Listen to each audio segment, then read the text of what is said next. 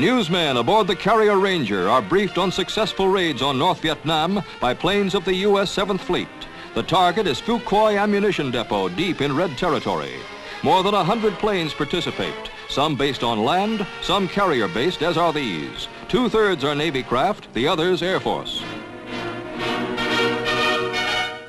Since the raids began on February 7th, they have increased in frequency and intensity. At the same time, ground fighting has been stepped up.